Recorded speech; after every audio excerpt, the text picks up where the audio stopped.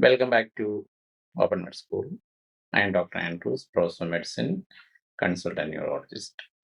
Today I'll be discussing you a case. Let us start. This is a 55-year-old man. His complaints are progressive weakness, hand weakness, wasting of the muscles, generalized fasciculations, and on examination there is hyperplasia. So what is your clinical diagnosis? The patient has got fasciculations, which are element which is widespread. In addition, has got hyperplexia. That means there is a human findings.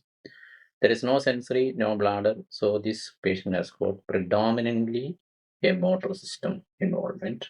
And this is the classical presentation of motor neuron disease. So today I'll be discussing about the motor neuron disease, otherwise called amyotrophic lateral sclerosis. And at the end of the session, you should be able to understand the spectrum of MND, review the pathophysiology and genetics, and recognize the clinical presentations. They learn the diagnostic criteria, understand the treatment, and discuss prognosis. That is the strategy. Let us go into the definition of motor neuron disease. First of all, remember that motor neuron disease is not a single disease. It is a group of progressive, incurable neurodegenerative disorder which affects motor neurons. Where are the motor neurons? They are the upper motor neurons and the lower motor neurons. The upper motor neurons are the neurons that control the lower motor neurons. Classically, the neurons of the corticospinal tract arising from the motor cortex. And the lower motor neuron is the final common pathway that supplies the muscles. So anything that controls the lower motor neuron is upper motor neuron. So technically, the neurons in the basal ganglia and some of the neurons in the cerebellum and in the autonomic nervous system are also part of the motor system. So motor neuron disease produces upper motor neuron problems, lower motor neuron problems, and where are the lower motor neuron? They are situated first in the spinal cord. That is a classical, it is in the anterior horn cells. So that is the anterior horn cell, they are the typical lower motor neuron which supply the final common pathway, that is the muscles are supplied. This is under control by the corticospinal tract, and that is the upper motor neuron.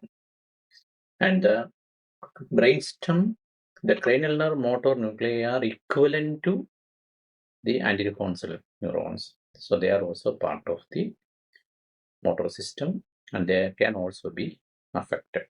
Hope this point is clear. So here you can see the cortex which contains upper motor neurons, and this is the final common pathway, the lower motor neuron, about which we have discussed now. What is the final result of this? When the disorders of this will produce upper motor neuron and lower motor neuron, both will produce weakness. And human lesions will produce typically spasticity, hyperplexia, and extensor plantar. Whereas LML lesion will produce wasting, fasciculations, and weakness.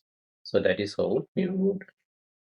And finally, this progressive weakness, muscle wasting, and respiratory failure. That is the cause of death in motor neuron disease. So respiratory failure or the muscles of the respiratory system are affected. That leads on to death of the patient.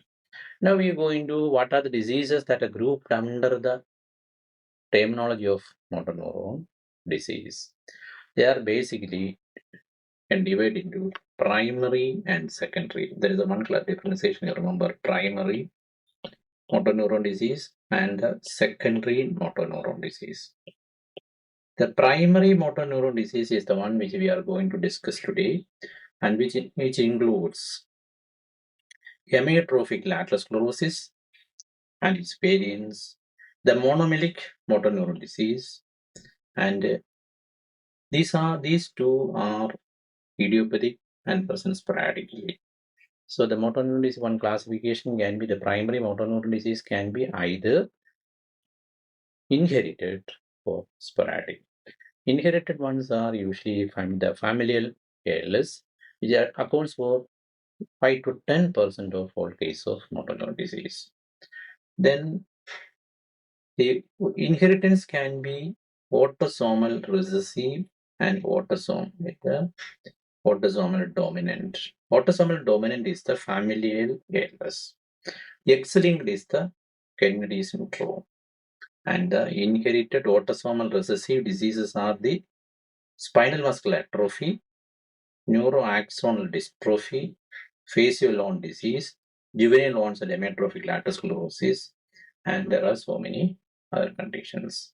Hope this point is clear to you. Now comes the secondary motor neuron disorders. They are can be infective, metabolic, and immune.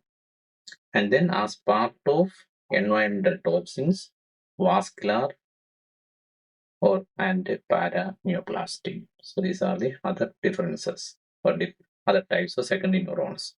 So among the secondary motor neuron disease, the most important thing to remember is one is the poliomyelitis. We are all familiar with it, and the post-polio syndromes.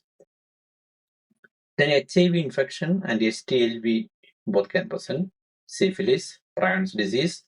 Remember metabolic condition like hyperparathyroidism, hyperthyroidism, and sometimes hypothyroidism. Hexasaminidase, A deficiency, and as mentioned, paraproteinemic. The toxins like lead, arsenic, cadmium, thallium intoxication. And in India, remember the neurolethyrism. Disimmune motor degeneration. Example, anti-GM1 ganglioside antibodies. So, and paraneoplasty, we have also already mentioned the Hodgkin's disease and the non-Hodgkin's. This can be a part of multi-system degenerative diseases and also affect the motor system. The very important thing to remember is the frontotemporal dementia.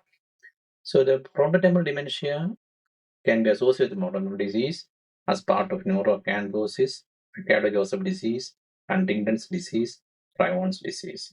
All this can lead on to motor system disease. So basically, remember, you divide into primary. Primary can be sporadic, inherited. Inherited can be autosomal dominant, X-linked, autosomal recessive. So today the discussion is mainly on the primary motor neuron disease. So basically divide into the primary motor neuron disease and the secondary motor neuron disease, and the different types we have discussed, and today's discussion is mainly on the primary motor neuron disease. So the classification of the primary motor neuron disease can be on different ways. One, the motor neurons, where is the site of affection?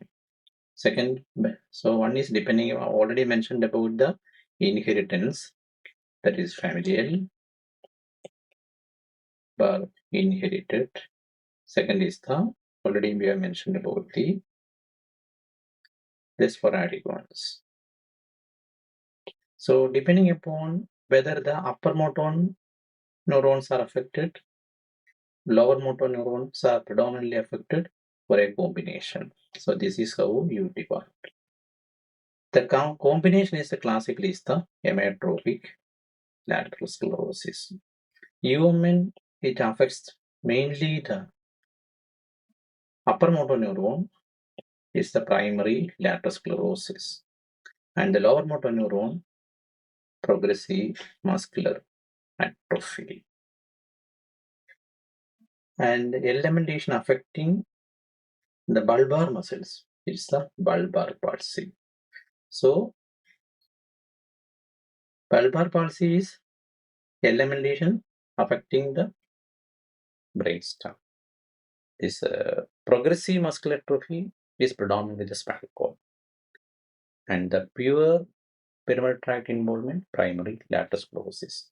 All of these can later develop into pseudobulbar palsy. The pseudobulbar palsy is the development of upper motor neuron findings. So this is how you classify the motor neuron disease. So ALS, this is the most common, 80 to 90%, mixed type, LMN plus human signs. The progressive muscular atrophy is predominantly LMN. Primary lateral sclerosis is predominantly human. Progressive bulbar palsy is a bulbar onset LMN. Spinal muscular atrophy and there is a genetic LMN disorder. So this is the fundamental thing that you should remember regarding classification. Now going to the epidemiology, this is a rare disease. 1 to 3 per 10,000 is the incidence, and in the general population, 5 to 10 per 10,000. The usual age group is 40 to 60. And there's a slight male predominance, 1.5 to 1. And remember, once diagnosed, the symptoms are there. Usually, the lifespan is limited to 2 to 5 years. That is the important point. And going to the history, the disease was first described by Jean-Marie Charcot, and so it is sometimes called the Charcot's disease.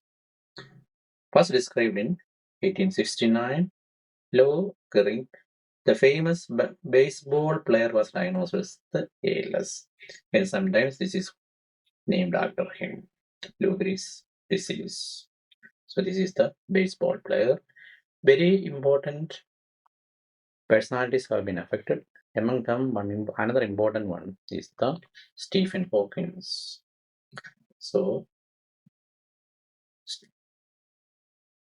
now we're going to a review of neuroanatomy to discuss motor neuron disease in a little more detailed fashion. So today we have discussed about an introduction to motor neuron disease.